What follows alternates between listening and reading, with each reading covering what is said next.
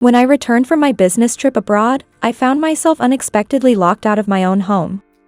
Frustrated and confused, I reached out to my husband, Logan. His response over the phone was shocking and hurtful. "You're lying about the business trip, that's why." He barked without a hint of concern. I was nearly in tears as I insisted. "No, it's not a lie. I was really on a business trip. Did you change the locks because you thought I was lying?" His voice was steady and cold as he retorted. "Yeah, that's right. It's your fault for lying. Reflect on your actions and spend the night outside." Despite my repeated calls, Logan never answered. As I stood there, lost and bewildered, the snow began to pile up on my heavy suitcase, a stark reminder of my chilly reception. A fiery rage started to build within me, warming the icy fear that had settled in my bones. "Sleep outside in this freezing cold? You must be kidding me. That stubborn, maddening man." It was then I decided, with a newfound resolve, that Logan needed to face the consequences of his actions. My name is Isabella, and this year, I turned 30, marking a new chapter in my life. Last year, I faced a devastating loss when a sudden accident claimed the lives of my beloved parents. Overwhelmed by loneliness and grief in my solitary life, I embarked on a journey to find a new beginning through matchmaking. It was during this time that I met Logan, my now husband, who shared a similar sorrow, having lost his mother in his childhood and his father recently to illness. Finding solace in our shared grief, we felt a destiny binding us together and decided to marry after just 3 months.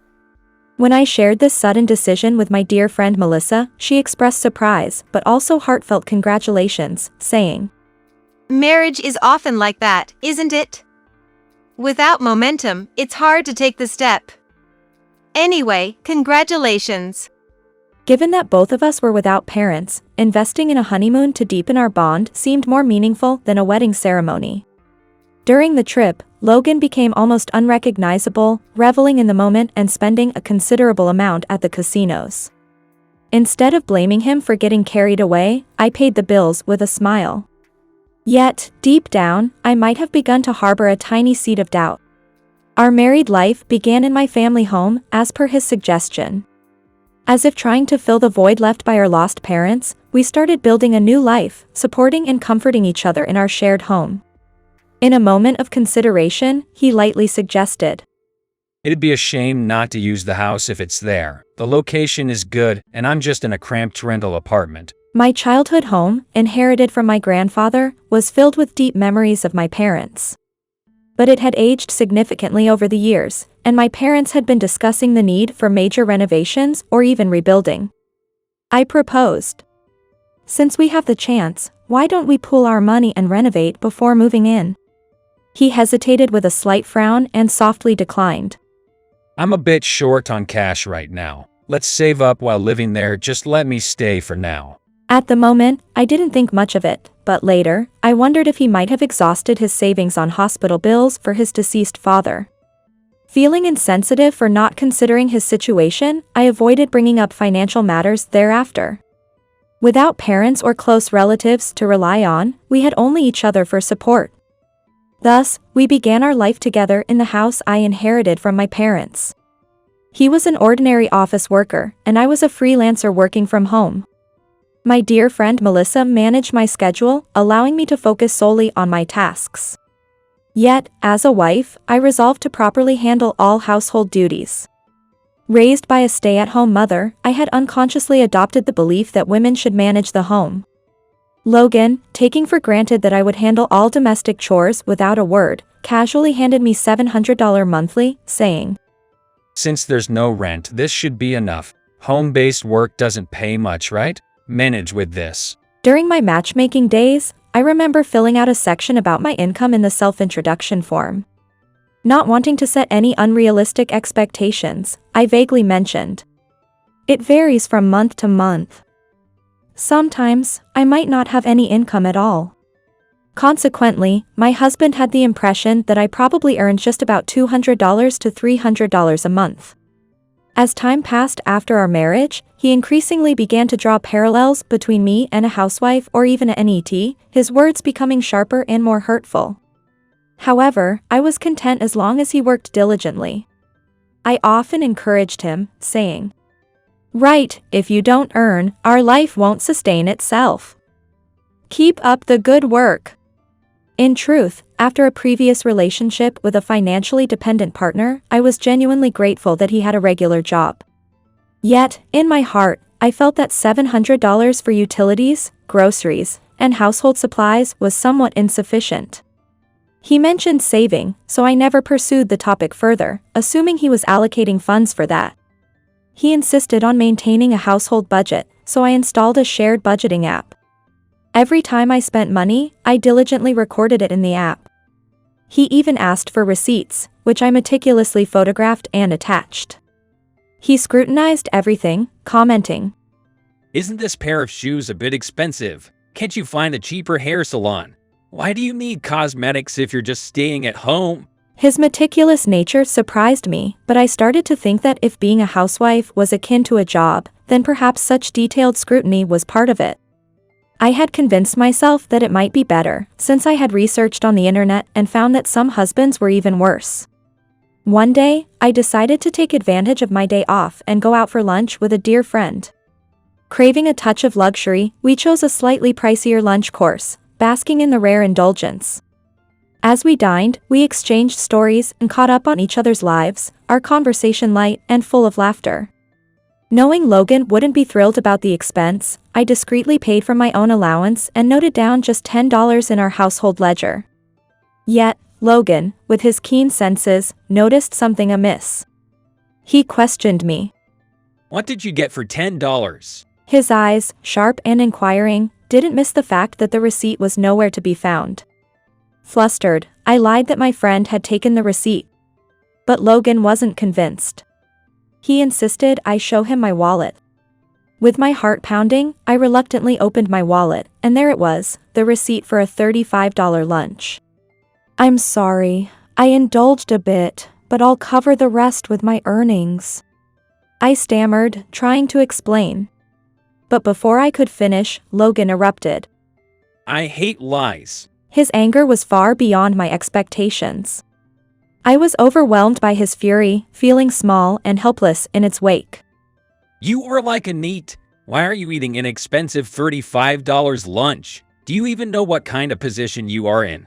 He berated me, and his words cut deep. I could only mutter apologies, feeling the weight of my deceit. The next day, as the storm had passed, Logan shared a piece of his past with me. "My mother left when I was little. He confessed with a heavy heart. That's why I can't stand lies." His voice was soft, filled with an unspeakable sadness that made his usual stern demeanor seem distant. I felt a deep sense of guilt and apologized from the bottom of my heart, saying, "I'm truly sorry. I promise I won't lie again." Fortunately, Logan understood and we managed to reconcile. However, there was still one troubling thought lingering in my mind. It was about not having disclosed my monthly income to Logan. He mistakenly believed I earned very little, as I had not denied it. But not denying doesn't necessarily mean affirming. After all, it wasn't a lie, just something I hadn't mentioned. Trying to convince myself of this, I continued living by saving all my income and managing somehow with $700 I received from him for living expenses. The constant fear that he might get angry again, accusing me of lying, haunted me. My job often demands extremely busy periods, forcing me to work through the night on some days. During these hectic times, I could only manage the bare minimum of household chores. Logan, with his keen observation, would notice and comment. "You skimped on the housework today, didn't you? The cleaning isn't up to par. Are you slacking off lately?" When I honestly explained, "I'm sorry, my work has been really demanding lately," he would retort more harshly. "Busy with your work? You hardly make anything in a month. Can't you manage your tasks more efficiently? I'm exhausted from work every day. The least you could do is take care of the house properly." I've always taken great pride in my work, treating household duties as part of my professional responsibilities. In a sense, I saw Logan more as an employer than just my husband. When I shared a bit about the dynamics of my household with my dear friend Melissa, her face filled with concern as she asked, Isn't that a bit odd? Are you sure everything's all right? I sighed deeply and explained. Well, it might be partly my fault for not communicating about my job situation properly. I can continue working for now, but if we have a child, I might quit. That's why it's crucial for Logan, my husband, to have a stable job. It's what matters most to me. Melissa, always calm and understanding, listened intently and responded. Well, if both of you are okay with the situation, then I suppose it's fine. But remember, I'm here if you ever need to talk. Melissa has always been a trustworthy friend who maintains a best distance in our friendship. She never intrudes too much, but is always there to dive in and help when I truly need it. Meanwhile, my husband Logan tends to be quite strict about money and can be quite controlling, but I believe it's because he wants to ensure a secure future for us. As for me, I've never been interested in brand names or lavish spending. Being naturally frugal, I've managed to get by without too much trouble. I've always tried to stay optimistic, dreaming of possibly having children in the future and moving to a bigger, nicer home. We've been diligent about saving, avoiding unnecessary luxuries. However, as our first anniversary passed, I noticed a gradual shift in our home's atmosphere. Logan started coming home later and later, often missing the dinner I prepared with love, choosing instead to drink outside and then come straight to bed without a word. What's more, whenever I tried to step out, he'd interrogate me, demanding, Where have you been? If you bought anything, make sure to note it in the household ledger. And if I ever expressed a desire to go out with friends, he'd dismissively say, Really? Do you even understand your situation? You can't afford that. Just stay home and save money. His words, devoid of respect and understanding, left me feeling isolated and undervalued. Lately, my husband Logan has been increasingly persistent, asking me, Don't you have any inheritance from your parents? Usually people leave something behind, right? over and over again. My parents lived a modest life, never accumulating significant wealth. After they passed away, all that was left was a small amount of savings and the house where I grew up. Despite repeatedly explaining these facts to Logan, he always looked at me with suspicion, doubting my words with a skeptical. Really? Each time he did this, I felt a deep sense of disappointment and realized that he had no trust in me. Furthermore, when our house started to leak, I saw it as an opportunity to suggest renovations. I cautiously broached the subject. I was thinking it might be time to consider some renovations. How much have we saved up so far? However, Logan's response, as he avoided eye contact, was dismissive and evasive. We couldn't have saved that much in just 1 year. You should be able to handle a leak. At that moment, a seed of doubt was planted in my mind, making me wonder if he had actually been saving any money at all. The atmosphere between us grew increasingly tense, filled with a subtle sense of mistrust. When a work trip abroad came up, I agonized over how to tell him, remembering his insistence on honesty. Eventually, I decided to be upfront and share this with him truthfully. Actually, I've got a business trip overseas next week, and I'm planning to be away from home for about a week. I informed Logan, who responded with a scowl, clearly displeased. What are you talking about? There's no way your job involves traveling abroad like that. He retorted with a dismissive air. I felt a knot of tension as I explained. Well, the thing is, I've taken on a writing assignment, and I'm supposed to accompany them for some field research. Logan's skepticism was palpable as he shot back. Really? I suppose all your expenses will be covered, right? I can't imagine you being of any use there. Despite his hurtful words, I kept my composure and firmly stated, Please, don't be rude. I'll be gone for a week, so I'm counting on you to take care of things at home. I bowed my head slightly, hoping to convey my sincerity. Still grumbling, Logan continued. What about meals and the laundry? But I had already packed my bags with a mix of anxiety and determination, ready to embark on the journey. Upon my return from the business trip, something felt amiss.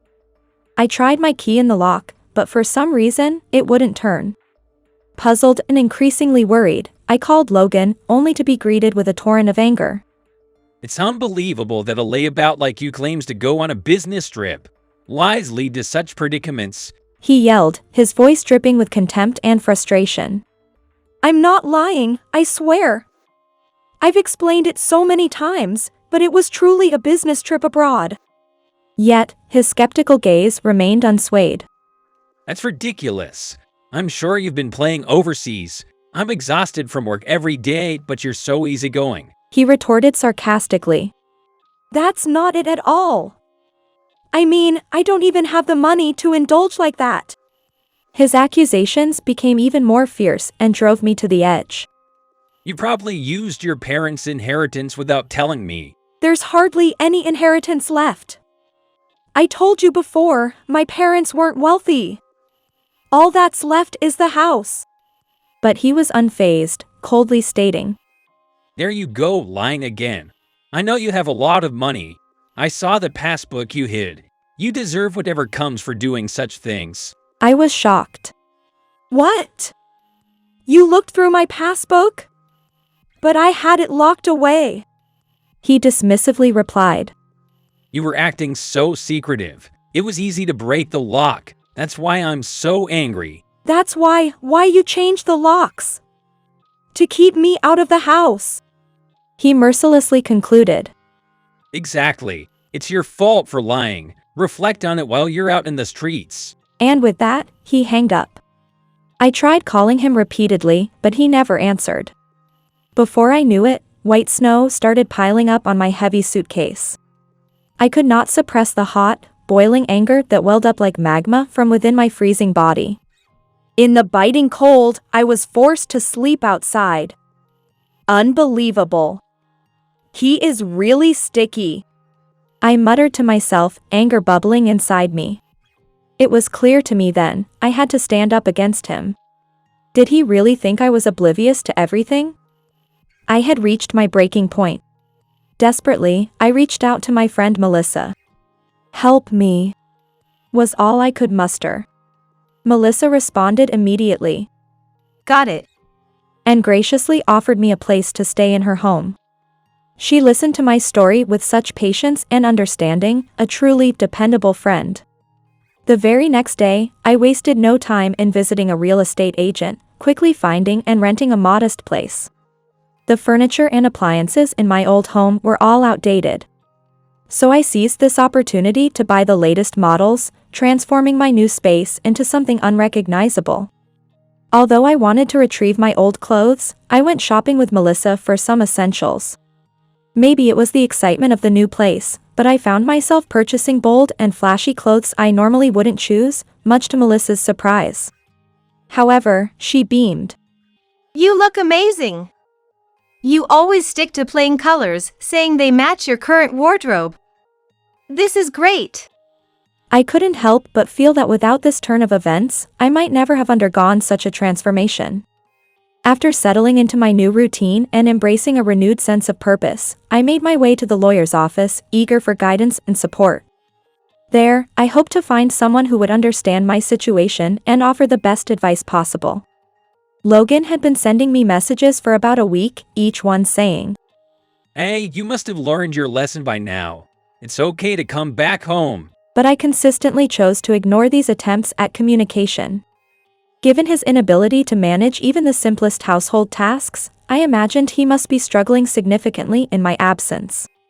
A month had passed since I began my new life, and with all the necessary documents in hand, I joined my trustworthy friend Melissa and our determined lawyer. Together, we headed towards Logan's place. The moment I rang the doorbell, Logan burst out of the door, his anger palpable as he exclaimed. Where on earth have you been? This isn't a joke. It's not funny at all. However, Melissa was quick to react, her own anger flaring up as she retorted vehemently. How dare you lock us out and change the locks? Who do you think is the one playing games here? Melissa's firm stance and assertive words echoed the frustration and sense of injustice that had been building up inside me. Logan stood there, a mix of surprise and confusion etching his face, but his bewilderment only deepened when his attorney, Casey, smoothly pulled out a business card.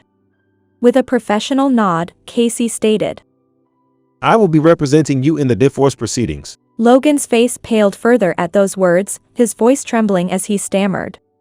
Divorce? How did things even get to this point? His obvious disarray signaled he hadn't anticipated this bold move from Isabella. Watching this unfold, Melissa, with a hint of scorn in her tone, commented. It's clear you haven't grasped the weight of your actions. There's no saving you now. I nodded in fervent agreement and said, let's at least go inside. I have belongings to retrieve. Stepping into the once familiar house, one finds a pitiful sight, the room filled with garbage and the wreckage of food scraps scattered all over. We managed to carve out a space to sit and laid out the documents before Logan. Revealing his nocturnal escapades captured in photos is gambling, grinning beside other women. His shock was evident as he gasped. Why do you have these? But with irrefutable evidence in hand, there was no room for his excuses. You were pretty clear about starting to save money, but looking at this credit card statement, it seems like that's not happening at all, is it? I confronted him with a stern voice. Logan shifted uncomfortably yet retorted with an attempt at justification. Hey, even men get stressed with work. Don't I deserve a little break now and then? Just then, the doorbell rang, and I went to greet the visitor with a frown still on my face. Logan's eyes widened in surprise at the sight of the two people standing there. Dad, Mom, he exclaimed. His parents, Joseph and Betty, stood there with stern expressions. Are you still wasting money like this? It's about time you grew up. They chastised. Logan, we've told you countless times not to be a nuisance to others. What are we going to do with you? They lamented in a tone filled with despair. Yes, Logan's parents were still very much a part of his life and his choices. After hearing both sides of the story, it became clear that Logan's gambling addiction had reached a critical point, leading him to repeatedly dip into the family's finances until he was essentially disowned. The tales he told me, of his mother leaving or his father passing away from illness, were all fabrications designed to garner my sympathy and tighten his grip on me through emotional manipulation. He always expressed his disdain for lies, yet ironically, he was living a life built on a web of deceit. Shockingly, it turned out he had a history of marrying lonely women using similar tactics, only to eventually siphon off their assets and face divorce and demands for alimony. As the private investigator unveiled one truth after another, both Melissa and I were left in sheer disbelief at the extent of his duplicity. In the face of these facts, Logan was speechless and depressed. He seemed like a prisoner awaiting his sentence, lost and without direction in the wake of his own actions. I had my suspicions about his gambling addiction about 6 months into our marriage, which is why I chose to keep silent about my earnings from my job. Actually, I am a fairly successful screenwriter, and I sometimes write scripts for a TV drama series. This overseas trip was for scouting locations for a new drama series. And the savings he knew about were the result of my diligent work and careful financial management over the years. As I began to discuss this serious matter, Logan, changing her demeanor as if he were a completely different person, earnestly pleaded. I truly apologize from the bottom of my heart. I vow to change my ways and never lie again. Please, I beg you, anything but divorce. The moment he said this, Melissa and I exchanged a look, our faces a mix of surprise, skepticism, and a faint trace of sympathy. Then, Casey, our lawyer, turned to us, prompting me to assert with a calm yet firm resolve. Please don't worry. Proceed with the divorce as planned, and naturally, we'll be pursuing alimony as well. Hearing this, Logan's face lifted in a display of sheer despair, as if his world was crumbling down. However, almost immediately, he defiantly retorted, his anger palpable. But what about the division of assets? The money earned during our marriage is supposed to be shared property. I have right to this house. Unperturbed by his outburst, I responded coolly and matter-of-factly. Oh, arrangements to sell the house have already been made. In fact, it's so old that it's practically worthless, so we have no choice but to demolish it and sell the land. Casey then calmly but confidently added. Indeed, the money earned by Isabella might be split with Logan. However, the income from this past year was significantly less than expected, so the actual amount to be distributed won't be substantial. This exchange, steeped in a mix of emotions and legal intricacies, reflects the deep complexities of a dissolving marriage, where each word carries the weight of years and shared experiences. Yes, indeed, I had made a conscious decision to slow down a bit at work after getting married. This decision stemmed from the deep understanding and consideration of my dear friend, Melissa. Having already established a certain level of fame, I was confident that a brief hiatus wouldn't affect my career significantly. However, Logan was filled with frustration. Pounding the floor, he repeatedly cursed, his voice echoing his inner turmoil and pain. His parents, Joseph and Betty, deeply understood the gravity of the situation. They bowed their heads profoundly to me and earnestly apologized, saying, We will take full responsibility. Please, we beg for your forgiveness. Logan was almost escorted out of our house by his parents, a picture of dejection and regret. Afterward, he left his job and, to avoid further trouble, threw himself into the demanding work of distant water fishing. Though the specifics of his current situation remain unclear. Considering his kind-hearted parents, I earnestly pray that they don't have to endure any more suffering because of this. Meanwhile, I've been thoroughly enjoying my serene and peaceful life alone, embracing new hobbies and friendships, and gently stepping into a new chapter of my life. Thanks to my new home and clothes, inspiration has been bubbling up like never before, and I've become more proactive in my work. The joy of living at my own pace is so fulfilling that my work is progressing rapidly, and I'm quite content. As my life has become more enriched, I've also become more sociable, and the feelings of loneliness have diminished. I'm planning a trip abroad with my dear friend Melissa during my next vacation, and the excitement is making my heart flutter. I hope the locks haven't changed. We joke with each other, indicating how completely I've forgotten about Logan and am now thoroughly enjoying my new reality.